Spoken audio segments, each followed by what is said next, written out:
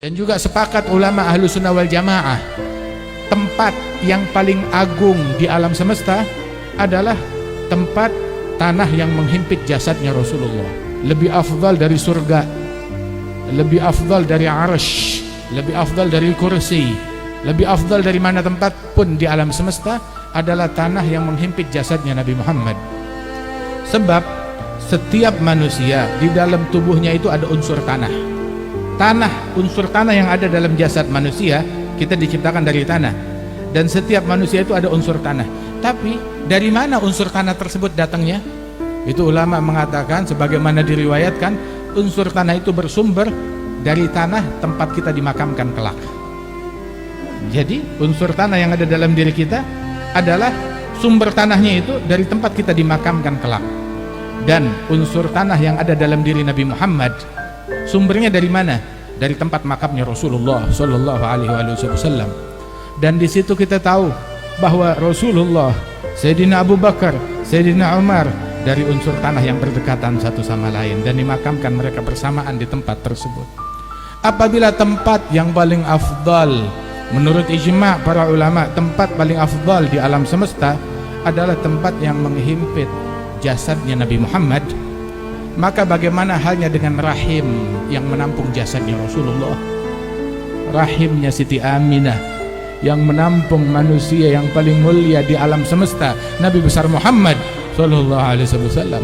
Kalau ada orang bilang, oh ibunya Nabi di neraka, ibunya dia kali di neraka, ibunya tuh orang kali di neraka, tapi ibunya Nabi Muhammad Sallallahu Alaihi Wasallam lah, tidak di neraka.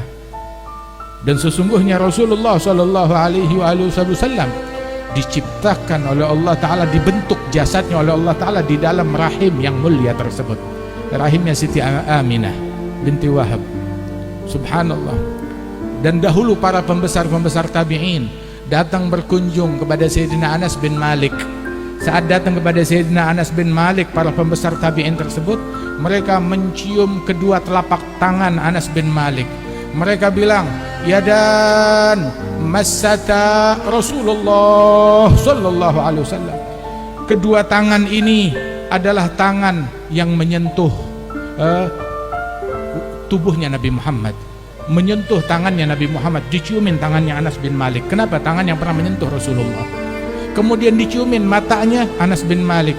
Dia bilang, ainan ra'ata Rasulullah Sallallahu Alaihi Wasallam. Ini adalah kedua mata yang pernah melihat wajah Nabi Muhammad Sallallahu Alaihi Wasallam. Diciumi matanya Anas bin Malik oleh mereka. Wah, kata untung zaman dulu nggak ada orang yang mulutnya usir, dibilang nggak boleh begitu, itu bid'ah, itu syirik.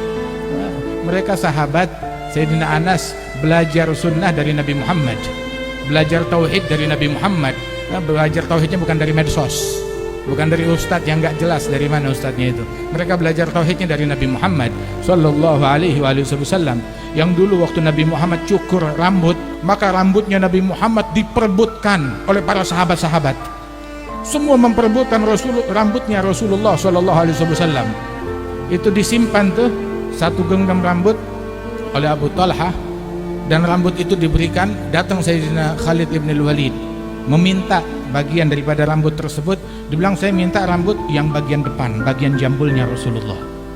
Masya Allah, yang fil jabhah, yang bagian depannya Rasul Sallallahu Alaihi Wasallam, di ubun-ubunnya bagian depannya Nabi Muhammad, diberikan daripada rambut tersebut. Ditanya, apa hikmahnya minta bagian depan? Sebab beliau adalah panglima perang yang memimpin di depan. Dan itu rambut dibawa di dalam peci dan imamahnya Sayyidina Khalid bin al-Walid. Dan setiap peperangan di mana beliau ada di situ dengan rambut itu, beliau meraih kemenangan dari Allah Jalla Jalaluhu Ta'ala Ta'zamatuh. Subhanallah, para sahabat ngambil daripada rambutnya Rasulullah Sallallahu Alaihi Wasallam, mengambil daripada keringatnya Nabi Muhammad Sallallahu Alaihi Wasallam. Fil Bukhari, kadu yagtatiluna ala wudu'ih. Para sahabat itu, mereka itu berebutan. Apa yang mereka perebutkan? Sisa air wudu'nya Nabi Muhammad. Apa sisa air wudu? Jadi ketika Nabi ambil air wudu, itu airnya di bawah ditampung. Saat Nabi Muhammad pergi, maka para sahabat mengambil daripada sisa air wudunya, bekas yang dipakai oleh Nabi Muhammad yang sudah dipakai. Mereka ambil, diusap ke wajah mereka, diusap ke dada mereka. Rawi mengatakan bahwasanya yang tidak kebagian daripada air tersebut maka dia mengusap dari basahan yang menempel di tangan temannya. Ada basahan itu nempel di tangan temannya, diambil, diusap ke dadanya. Ngambil berkah dari Rasulullah Shallallahu Alaihi Wasallam. Manusia yang penuh berkah.